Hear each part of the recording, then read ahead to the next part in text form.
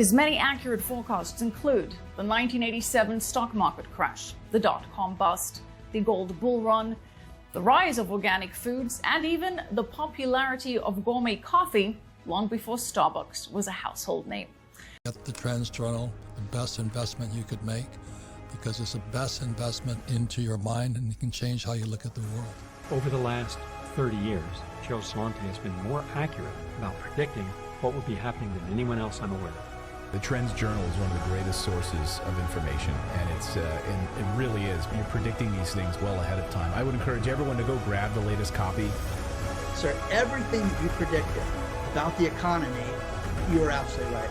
So I have followed you all this time, so please take a look at the Trends Journal. Gerald Celente, the top trends forecaster in the world. Gerald, you had an interesting call back in September of last year. You said gold had bottomed, which is exactly what happened. And here we are, and we're above $1,900.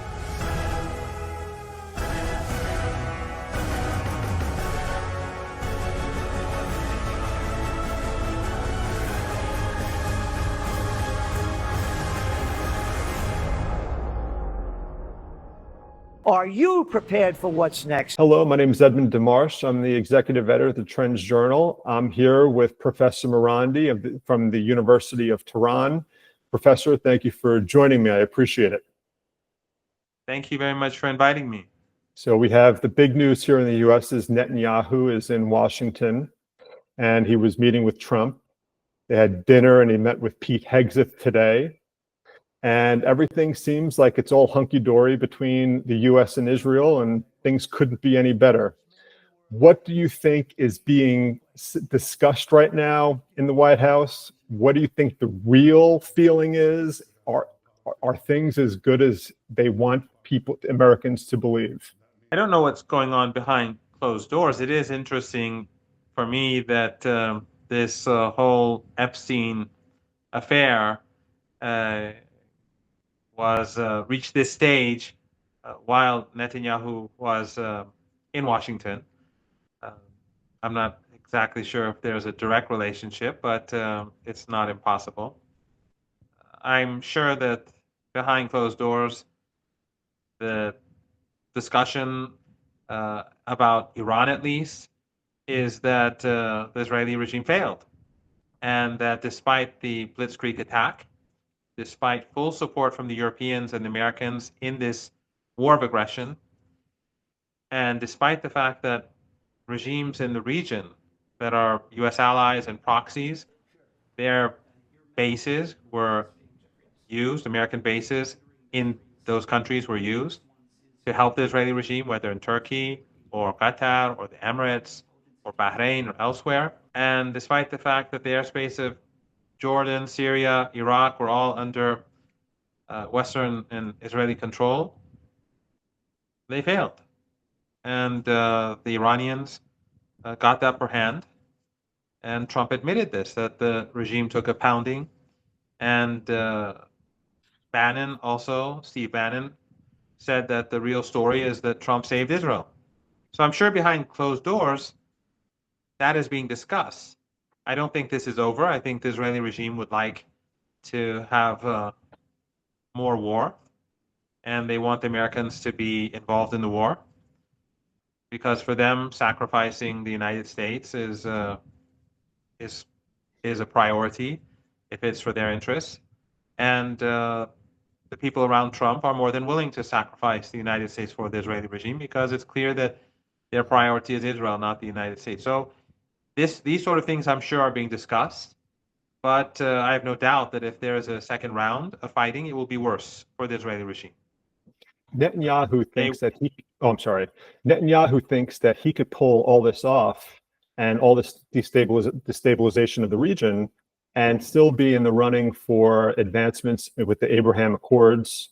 He thinks that he could achieve the aggression that he's shown in the region and also score a diplomatic coup.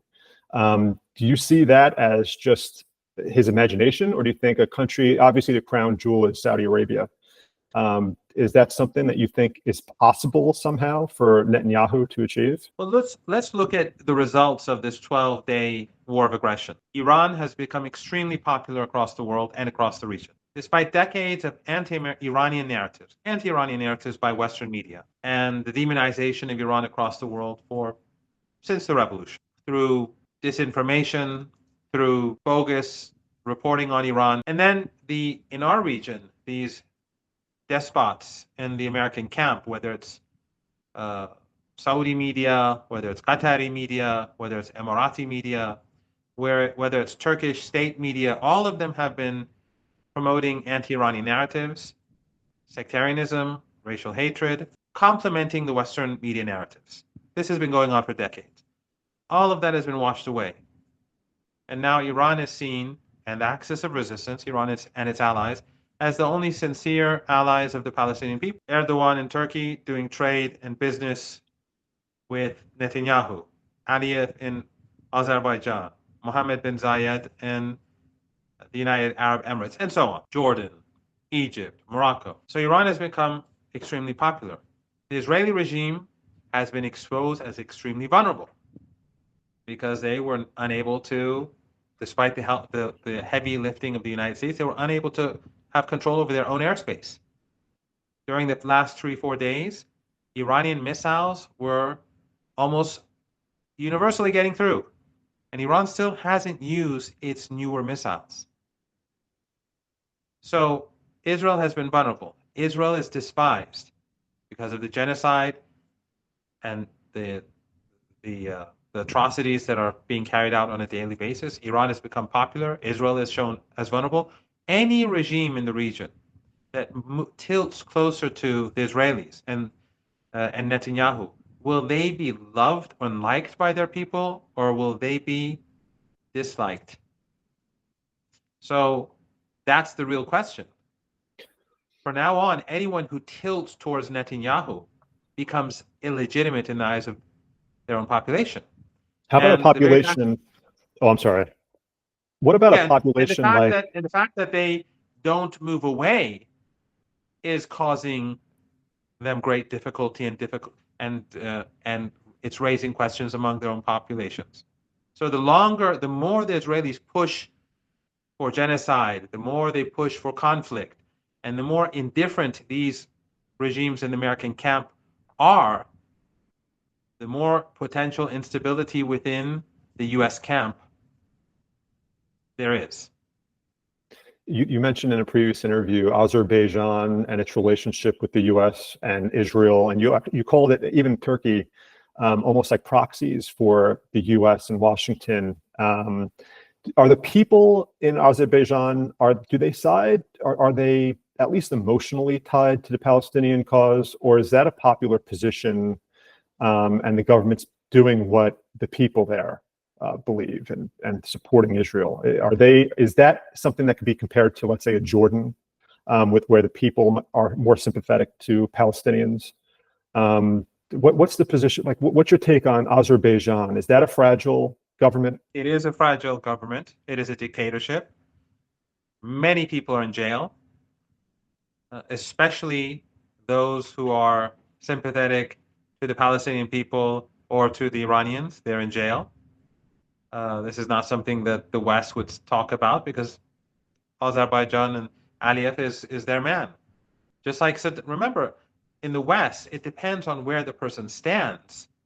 Saddam Hussein was an ally of the West in the 1980s. They gave him chemical weapons to use against his own people and against Iranians. He wiped out 6,500 people in one single attack in a town called Halabja in northern Iraq, and no one said anything. Only when Saddam invaded Kuwait did suddenly chemical weapons become an issue. So all these countries in this region, their populations are pro-Palestine. Whether in Turkey, whether in Azerbaijan, whether in Jordan or Iraq or Egypt or Saudi Arabia or the Emirates, they're all pro-Palestine. There's not an exception. But in some cases, it's a police state, like in Jordan or the Emirates and elsewhere. In some cases, it's much more complicated, like in Turkey, because the people who even support the current President Erdogan who is, in my opinion, an accomplice in this genocide, they do not want relations with the Israeli regime. Even my friends, my own friends, my personal friends in the Akkad party, the ruling party, they tell me they want the government to break off ties. But they feel that they cannot turn against Erdogan for a host of reasons. Turkish politics is complicated because they will have nowhere to go. So they're sort of stuck. In Azerbaijan, it's a dictatorship. If anyone goes too far, they'll be sent to jail. So, but the point is that the longer this Holocaust continues, the more unstable the American camp. And each time there's an exchange between Yemen and the Israeli regime, or Hezbollah and the Israeli regime, or Iran in particular and the Israeli regime, the axis of resistance becomes more popular. And people have more expectations about their own governments. They're saying, well, if the Iranians are standing up to the Israeli regime, then why are we complicit? Why are we silent? Why are we allowing American bases to be on our territory? Why are we allowing Americans to use their bases, their radar bases, to help the Israelis offensively and defensively? The point that I'm trying to make is that as we move forward, the American camp is hollowing out. And on the surface, things may seem quiet. It's like the surface of an ocean. Things may look calm, but underneath, a lot of things are happening. Remember, before the Arab Spring, or the awakening, or whatever someone would like to call it, whether it ended well or not, good or bad, that's another issue. Before the Arab Spring, it was said, no one believed, no one could have imagined that we would have all these revolutions, all these dirty wars, all this chaos. After a single young man burned himself alive in Tunisia because of a local grievance. We saw the collapse of the regime in Tunisia, then we saw what happened in Egypt and so on. And then the Americans began, along with the Qataris and Turkey and others, began to use Al-Qaeda in Libya, then they went to Syria, and the story goes on. But the point was that no one expected the uproar and no one thought that a young person burning himself alive in protest in one city, in one country, would have such enormous consequences. Today, the situation is far more dangerous than it was back then. Not only is the economic situation much worse, but more importantly, you have this ongoing genocide in Gaza. You have all of the governments in the region that are in the American camp complicit in one form or another, every single one of them. None of them have made any move against the Israeli regime. None of them. None of them have cut off relations. None of them have cut off business ties. Whatever existed 2 years ago exists today. This is not sustainable, in my opinion. And as the U.S. empire declines, it is going to be more difficult for them to control the situation on the ground in the region. So the more that Netanyahu pushes forward for aggression, the worse it is going to be for the Israeli regime. But the issue is that Netanyahu's interests are not the same as the interests of the Israeli regime.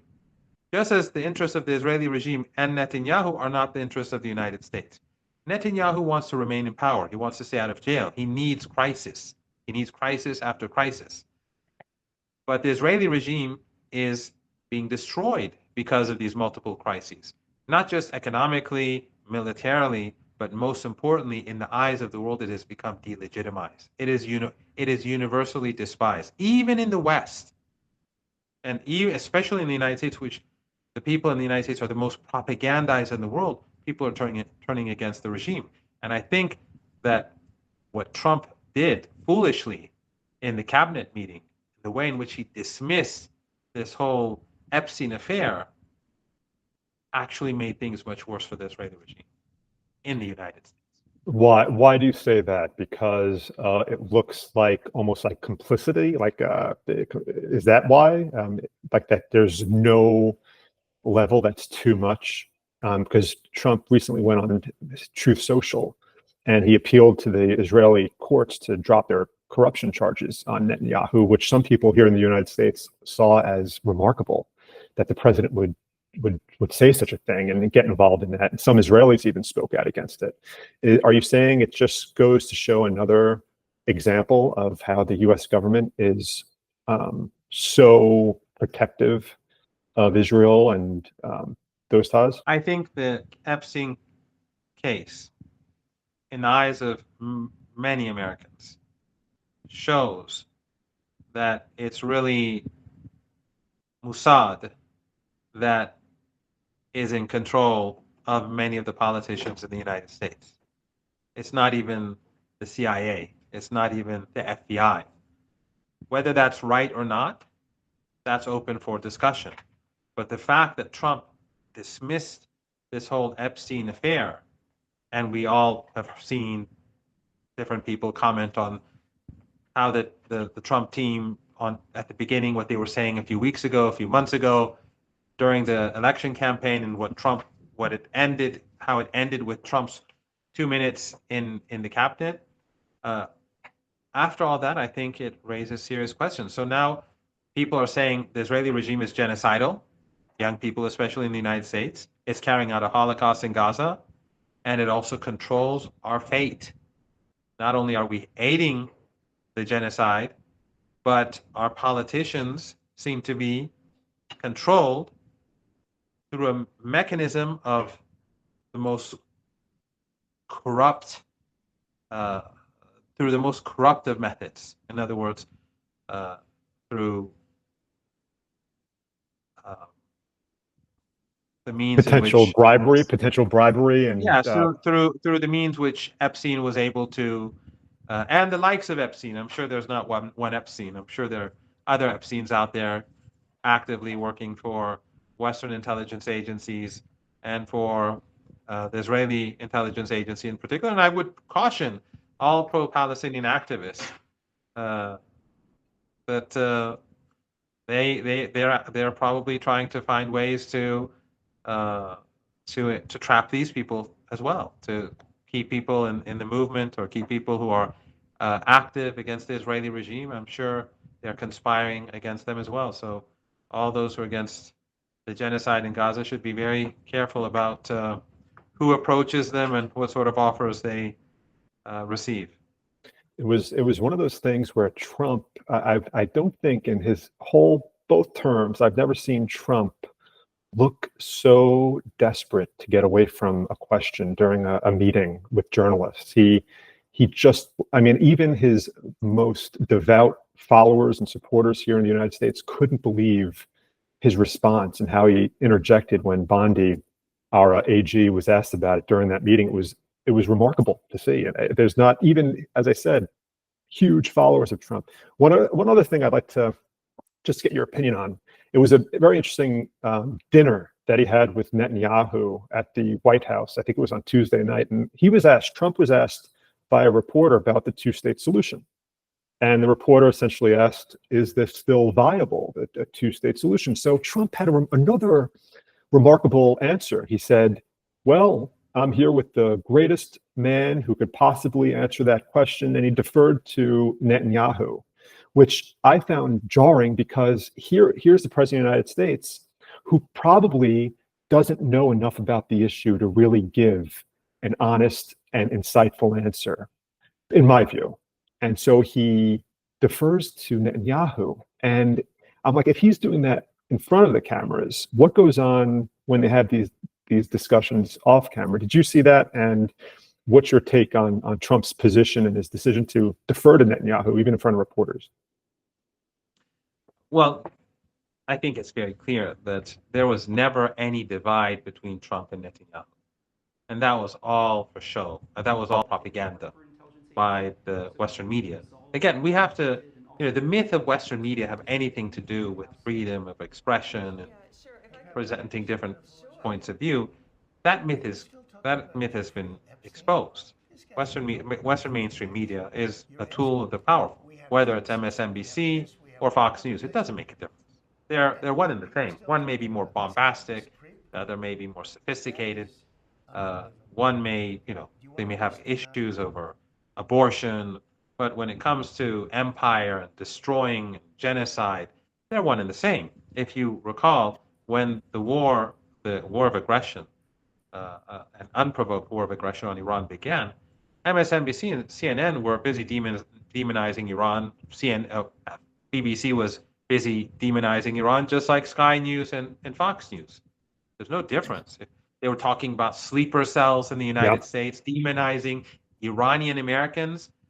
Why? So that they could convince the public to be fearful of Iran in order to justify death and destruction. That's how the mainstream media works. They're all the same. There's no difference between them.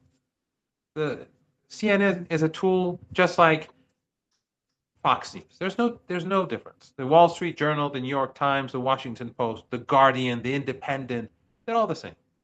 There may be slight differences, but they're all tools of empire.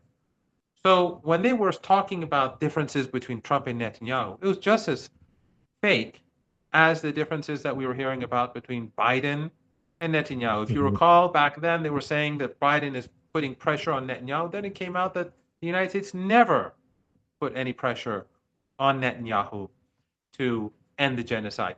When during Biden's period, when Hamas accepted the ceasefire conditions that the Americans put forward, Blinken would say Hamas has rejected them and Israel accepted them, whereas the Israelis were rejecting them. We all saw it, but they were saying Hamas accepted, Netanyahu rejected, and Blinken would say the exact opposite. Under Trump, it was the same. When the Israelis would reject the ceasefire conditions and Hamas would accept them, Witkoff would lie and say Hamas is not negotiating in good faith. So Western media and the Western political establishment, they're all on the same page. And the Israeli regime, meaning Netanyahu, and the president of the United States, whether it's Trump or Biden, they're on the same page. And so what Trump says in public doesn't surprise me that he would say this. What surprises me is the fact that, the sentiment doesn't surprise, the fact that I would expect him to speak like this in private or to agree with Israelis on all these points in private. I would not expect Trump to say it in public because it's not the smart thing to do. But the good thing about Trump is he says the silent part out loud. That's what makes him, I think, that's what makes him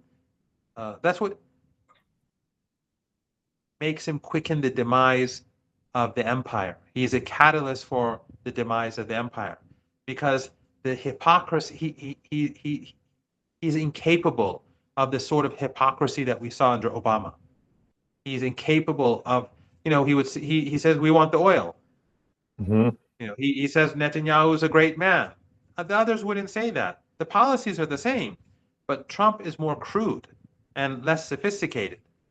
And therefore, I think he's more harmful for the empire. But the people around him don't recognize that. You said in a previous interview, I think it was yesterday with Press TV, you mentioned about the U.S. and how after what happened with the sneak attack on Iran from Israel and how Trump provided subterfuge for the Israelis, how the U.S. really is going to have a hard time being trusted in the diplomatic world. And my question when I saw you say that, I have to say I thought, why would the U.S. do that? Is it drunk on hubris?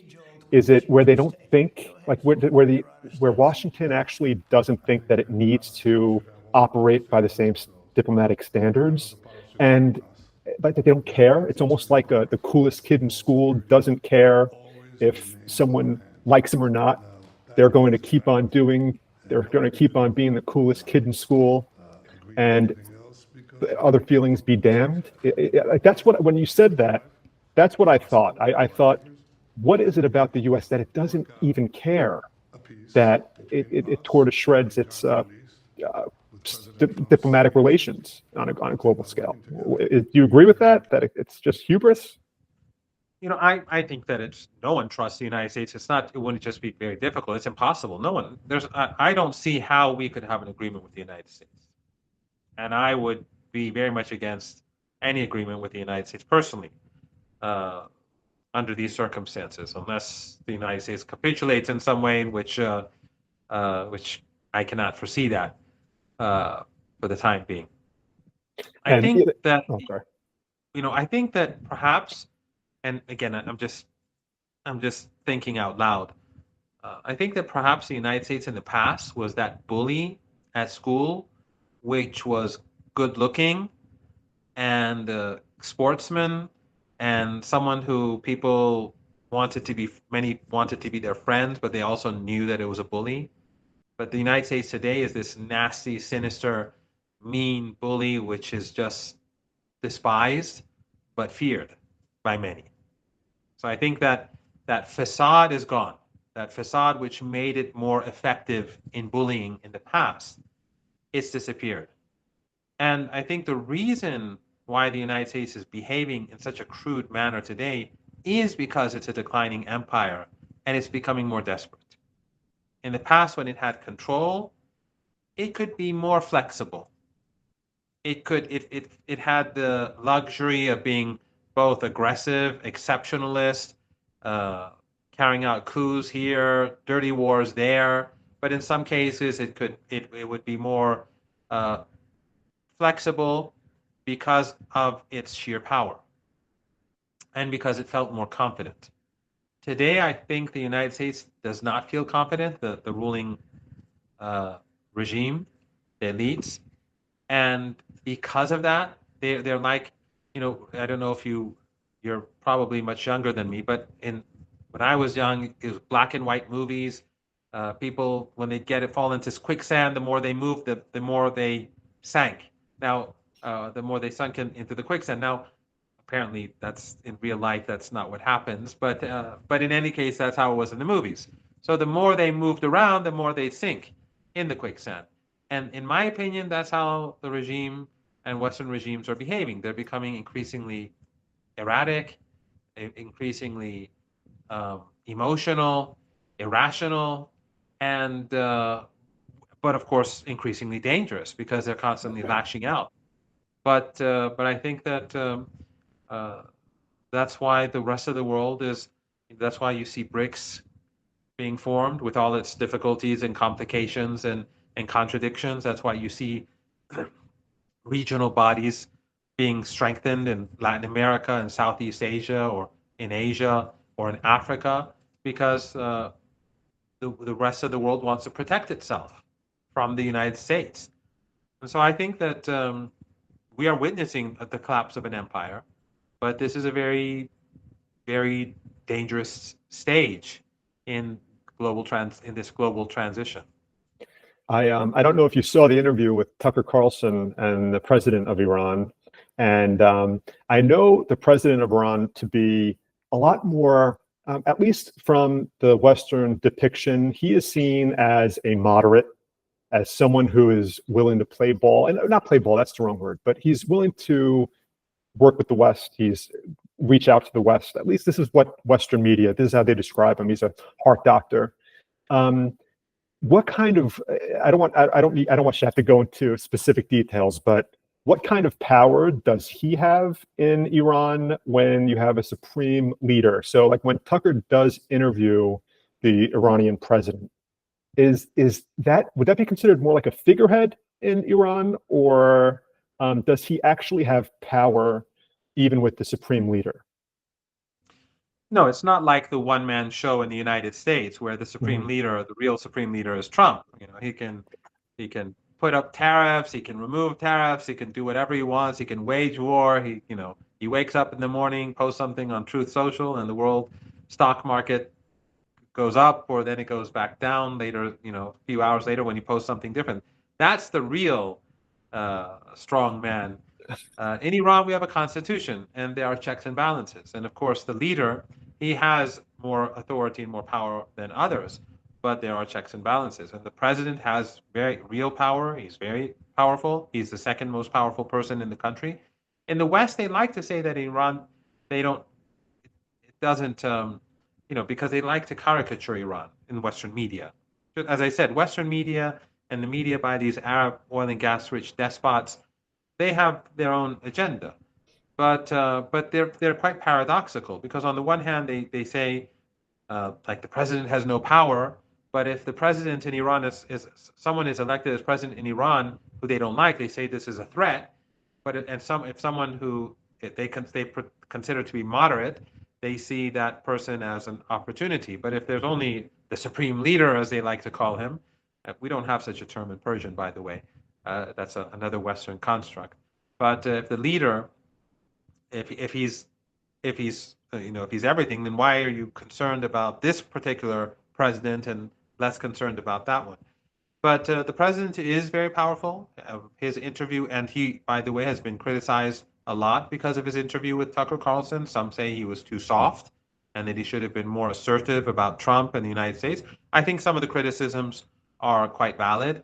Some of the criticisms, I think, are over the top. I think some of what he said was quite good, especially since he was speaking to an American audience and to ordinary Americans, especially people who have respect for Tucker Carlson, and who probably most do not want the forever wars to continue.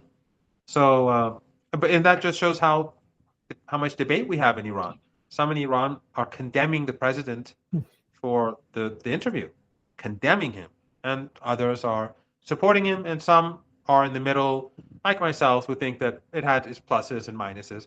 I myself, every time I do an interview afterwards, I'm always dissatisfied with my own performance. So it's, it's something that, I mean, I don't expect the president to be perfect anyway. But the point is that what the president did was that I think he was trying to exploit the fact, in a positive way, that the fact that Americans are seeing through the propaganda, and ordinary Americans are waking up to the reality. Not just because of the economic injustices that are increasing daily in the United States, not just because of that never-ending wars and the fact that Trump is basically showing himself to be the same as previous presidents, not just because of the sheer amount of corruption that the Epstein case has exposed even further, but because ordinary people, many ordinary people across the world, I think, ordinary people, if they hear both sides of the story, many of them are decent enough to look beyond their